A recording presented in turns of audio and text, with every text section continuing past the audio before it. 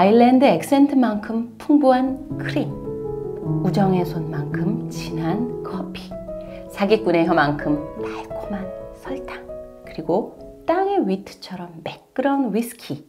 11월 들었으면서 밤엔 찬바람이 불고 마음까지 스산해지는 계절이에요. 이런 추운 날 생각나는 커피가 바로 아이리쉬 커피예요.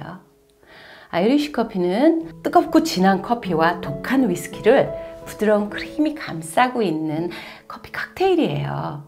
실제로도 추위를 이겨낼 목적으로 만들어진 커피이기도 하고요. 1940년대 아일랜드의 포이니스 공항에 바텐더인 조 쉐리단이라는 사람이 대서양을 건너지 못하고 돌아온 승객들을 위해서 커피에다가 위스키를 타서 진하고 뜨겁게 서비스한 데서부터 그 시작이 됐대요. 추위와 피로에 지친 승객들은 조 쉐리단의 이 커피 한 잔으로 굉장히 큰 위안을 받았고요. 그 맛에 반한 어떤 승객 하나가 물어봤나 봐요. 이 커피가 브라질 커피인가요? 그랬더니 조 쉐리단이 아닙니다. 이거는 아일랜드 커피입니다. 그래서 아이리쉬 커피라고 이름이 지어졌대요. 1952년 미국 샌프란시스코의 부에나비스타 카페에서 이 커피를 이제 본격적으로 판매하고 홍보하기 시작하면서 이 아이리쉬 커피는 전 세계적으로 널리 알려지게 됐어요. 재밌는 건 이 개발자인 조 쉐리단이 나중에는 샌프란시스코로 이주를 해서 이 부에나비스타 카페에서 일을 했대요.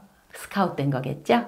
먼저 진한 커피, 아이리쉬 위스키, 설탕, 그리고 생크림이나 아니면 휘핑크림. 이 아이리쉬 커피에는 진한 커피가 굉장히 중요하거든요. 그래서 저는 오늘 진하게 드립을 하기 위해서 제가 오늘 쓴 거는 멜리타 아로마라는 드리퍼를 사용했어요. 보통 멜리타하고는 조금 다르게 얘는 향까지 더 살려내기 위해서 구멍이 옆으로 나 있는 약간 독특한 드리퍼예요.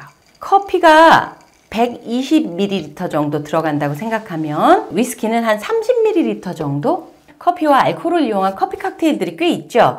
지난번에 제가 소개해드린 카페 로얄 같은 경우에는 진한 커피에 브랜디를 섞어서 만드는 거였고요. 그리고 지금 이 아이리쉬 커피 같은 경우에는 진한 커피와 아이리쉬 위스키, 뭐 스카치 위스키 쓰셔도 상관은 없어요.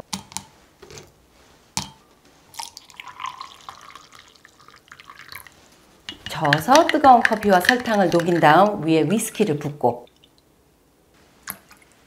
그 위에 가장 이제 어려운 단계인 크림을 올리는 게 중요하거든요. 옛날에 우리나라에서는 아이리쉬 크림의 대부분 냉각 핑기로 쭉 뽑아내는 그래서 빳빳한 크림을 주로 썼었는데요. 사실 오리지널 레시피에서는 크림이 굉장히 부드러워야 돼요.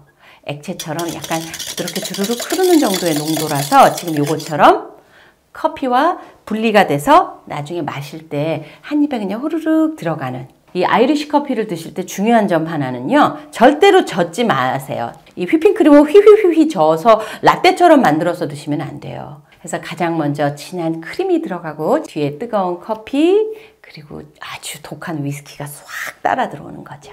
매년 1월 25일이 아이리쉬 커피의 날 이렇게 정해서 즐길 만큼 아일랜드 사람들에게 아이리쉬 커피는 굉장히 특별한 커피인 건 틀림없는 것 같아요. 우리가 이 한 잔의 아이리쉬 커피를 마신다는 건 어쩌면 아일랜드 사람들의 투박하지만 따뜻한 정과 또 자긍심을 마시는 건 아닐까요? 아, 맛있다. 오늘 이 아이리쉬 커피 내용 좋으셨으면 좋아요, 구독도 잊지 마시고요. 저는 다음 시간에 또 다른 메뉴 준비해서 찾아뵐게요. 한 번에 크림과 커피가 같이 후룩 들어와요.